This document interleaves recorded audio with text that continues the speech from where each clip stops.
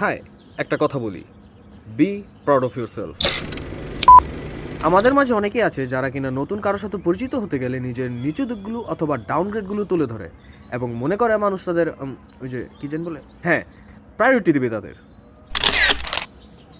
আপনারা হয়তো খেয়াল করে দেখবেন, আপনাদের সাথে নতুন যারা পরিচিত হতে চায়, সোশ্যালি হোক, মোবাইলে হোক, যেভাবে হোক, বিশেষ করে অপোজিট জেন্ডার, তারা নিজেদের একটু নিচুভাবে তুলে ধরে যাতে আপনি তাদের উপর মায়া দেখান, মানে মায়া নিয়ে কথা বলেন।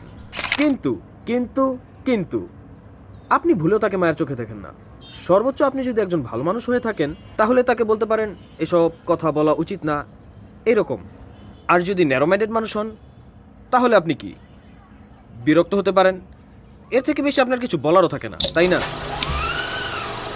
সো আজকের ভিডিওটা হলো তাদের জন্য যারা কিনা নতুনদের সাথে পরিচিত হতে গেলে নিজেকে নিচুভাবে তুলে ধরে, অন্যের কাছে মায়া পেতে চায়, প্রায়োরিটি পেতে চায়। সবসময় নিজেকে এমনভাবে তুলে ধরবেন যেটা আপনি নিজে ক্যাপেবল।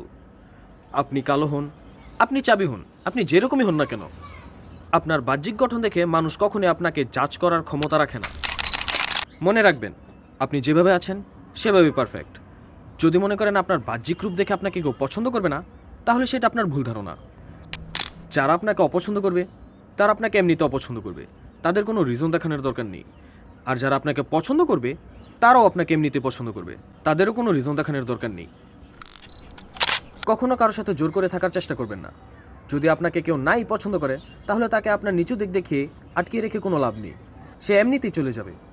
আর যে থাকার, সে হাজার খারাপ গুণ দেখেও আপনার পাশে থাকবে। So be yourself who you R.